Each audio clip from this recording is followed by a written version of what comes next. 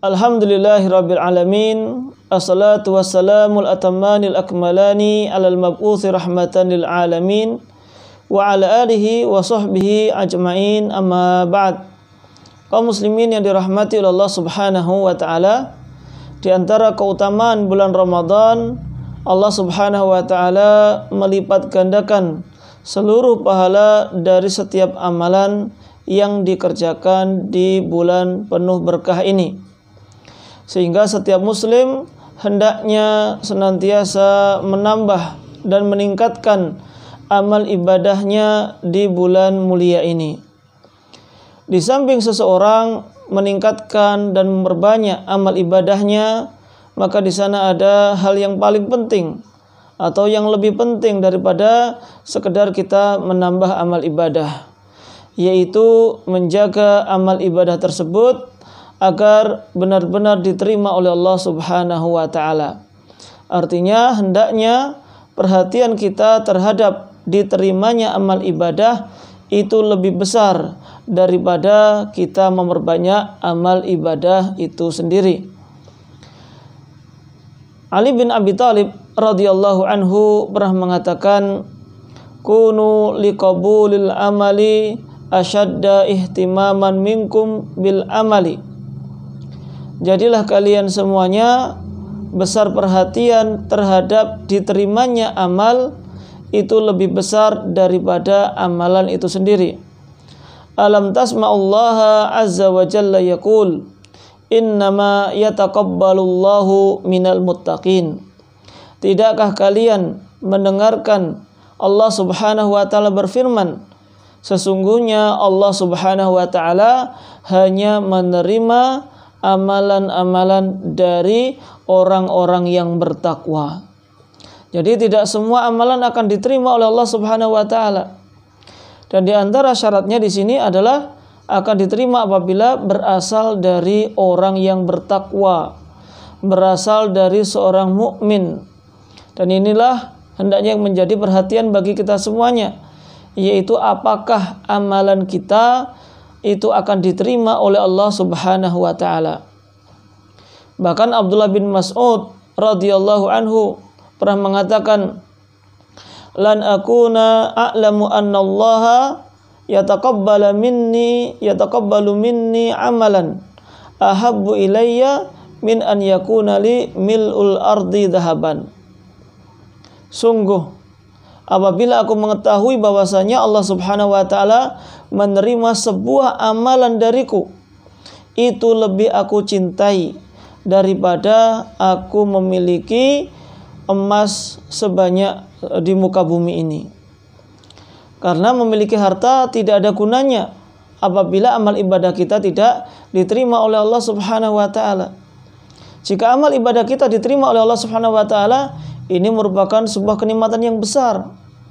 Maka ketika kita sudah diberikan kenikmatan oleh Allah Subhanahu wa taala untuk bisa beribadah, untuk bisa memasuki bulan Ramadan ini, maka kita mengharapkan kenikmatan yang lebih besar, yaitu nikmat diterimanya ibadah kita oleh Allah Subhanahu wa taala.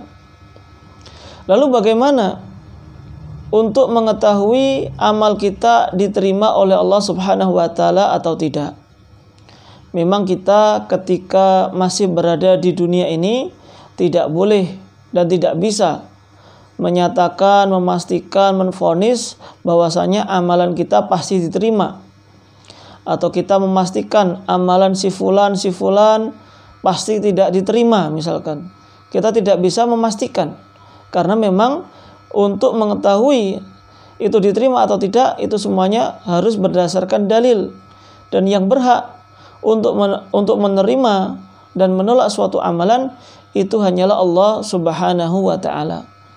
Akan tetapi kaum muslimin yang dirahmati oleh Allah Subhanahu wa taala, para ulama menjelaskan tentang ciri-ciri amalan itu akan diterima atau tidak, sehingga kita pun bisa mencocokkan, bisa mempraktekkan apakah amalan tersebut kira-kira nanti akan diterima atau tidak, sehingga bisa menjadi patokan bagi kita semuanya dan juga menjadi kaidah kira-kira ini amalan akan diterima atau Tidak. Allah Subhanahu wa taala ketika berfirman, liyabluwakum ayyukum ahsanu amala, yaitu agar Allah Subhanahu wa taala menguji kalian siapakah di antara kalian yang paling baik amalannya. Berarti amalan yang diterima adalah amalan yang baik. Lalu apa kriteria amalan yang baik sehingga akan diterima oleh Allah Subhanahu wa taala? Fudail bin Iyad rahimahullahu taala ketika menafsirkan ayat tersebut, amalan yang terbaik adalah akhlasuhu wa aswabuhu, yaitu amalan yang paling ikhlas dan yang paling benar. Innal amala idza kana khalisan wa lam yakun sawaban lam yuqbal. Sesungguhnya sebuah amalan apabila dikerjakan dengan ikhlas tapi tidak benar, maka tidak akan diterima. Wa idza kana sawaban wa lam yakun khalisan lam yuqbal. Begitu pula apabila amalan tersebut benar tapi tidak ikhlas, maka juga tidak akan diterima. Hatta yakuna khalisan sawaban, sampai amalan tersebut dikerjakan dengan ikhlas dan benar. Yang dimaksud dengan akhlasuhu yaitu al-khalis maka nalillah. Dikatakan ikhlas apabila dikerjakan karena Allah Subhanahu wa taala. Artinya benar-benar mengharapkan pahala dari Allah Subhanahu wa taala, tidak mengharapkan yang lainnya. Wa aswabuhu, sedangkan yang paling benar adalah makana ala sunnati Rasulullah sallallahu alaihi wasallam. Apabila amalan tersebut sesuai dengan sunnah Rasulullah sallallahu alaihi wasallam. Jadi amalan seorang mukmin itu akan diterima, ciri-cirinya apabila dikerjakan dengan ikhlas dan dengan mutabaah, mengikuti contoh dari Nabi sallallahu alaihi wasallam. Maka apabila kita mengerjakan puasa, tujuan puasa mengerjakannya karena ingin dilihat oleh orang lain. Seseorang mengerjakan sholat tapi karena ingin dianggap sebagai orang yang alim, berarti dia tidak ikhlas, tidak mengharapkan pahala dari Allah Subhanahu wa taala, maka amalan tersebut tidak diterima. Allah Subhanahu wa taala dalam surat Al-Bayyinah ayat yang kelima berfirman, wa ma umiru illa liya'budullaha mukhlishina lahuddin. Dan tidaklah mereka diperintahkan kecuali agar mereka beribadah, menyembah Allah dengan ikhlas, mengikhlaskan agama, memurnikan niatnya. Artinya dia benar-benar hanya mengharapkan karena Allah Subhanahu wa taala. Karena amalan tersebut perintah Allah Subhanahu wa taala. Bukan karena pujian orang lain tadi, atau bukan karena ingin mengharapkan kesenangan duniawi. Beribadah hanya untuk mendapatkan harta, maka dia niatnya bukan karena Allah, tapi untuk kepentingan dunia, maka amalan tidak akan diterima. Begitu pula apabila orang itu sudah ikhlas benar-benar karena Allah Subhanahu wa taala, akan tetapi tata cara ibadahnya itu tidak sesuai dengan contoh Rasulullah Shallallahu alaihi wasallam. Para ulama membuat sebuah kaidah, al-aslu fil ibadati al-man'u atau al-hadru atau al-haram. Hukum asal dari ibadah adalah terlarang atau haram. Hatta ya'tiyad dalil ala masyru'iyatihi, sampai ada dalil yang menunjukkan atas disyariatkannya. Jadi nggak boleh kita beribadah tapi seenak kita sendiri. Kalau misalkan ibadah sholat subuh, saya kuat 3 rakaat, maka meskipun dia ikhlas karena Allah Subhanahu wa taala, mengharapkan pahalanya dari Allah Subhanahu wa taala, tapi karena yang dikerjakan itu tidak sesuai dengan apa yang dicontohkan oleh Rasulullah sallallahu alaihi wasallam, maka amalan tersebut tidak akan diterima karena menyelisihi. Kita sebelum sholat juga disyariatkan azan.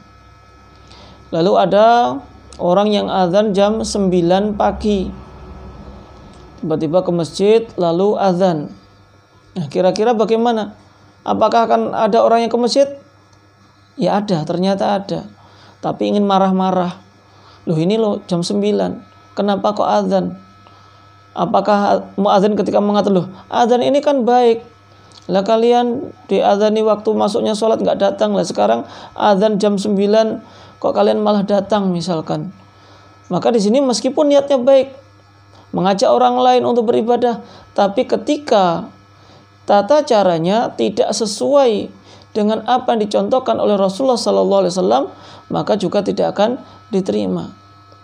Maka dari itu dalam masalah ibadah tidak menerima kekreativitasan dari seseorang. Tidak perlu adanya modifikasi. Kita tinggal mencontoh saja, menyontoh apa yang dilakukan oleh Rasulullah SAW. Kalau tidak, ya akan tertolak. Rasulullah SAW dalam hadis riwayat Muslim bersabda, "Man amila amalan laisa alaihi amruna fahuwa raddun." Barang siapa yang mengerjakan suatu amalan yang tidak ada contohnya dari kami, maka amalan tersebut akan tertolak. Nggak ada contohnya, meskipun niatnya benar. Orang ingin bayar zakat fitri atau zakat fitrah istilah kita setelah sholat id, dia sengaja sholat id, niatnya baik karena di situ dia akan ketemu dengan banyak orang. Niatnya baik, tapi tentu tidak akan diterima oleh Allah Subhanahu wa taala. Karena Rasulullah mengatakan, "Faman addaha ba'da sholati fahiya shadaqatun minas shadaqat." Barang siapa yang membayarkan zakat fitri setelah sholat id, maka itu statusnya sama seperti sedekah biasa, maka tidak akan diterima. Nah, kalau kita boleh berkreativitas, kita boleh melakukan modifikasi dalam ibadah, lalu apa gunanya Allah Subhanahu wa taala mengutus Rasulullah sallallahu alaihi wasallam? Maka Allah Subhanahu wa taala mengutus Rasulullah sallallahu alaihi wasallam itu diantaranya adalah untuk memberikan contoh beribadah kepada Allah Subhanahu wa taala. Bagaimana beribadah yang benar, bagaimana ibadah yang akan diterima oleh Allah Subhanahu wa taala.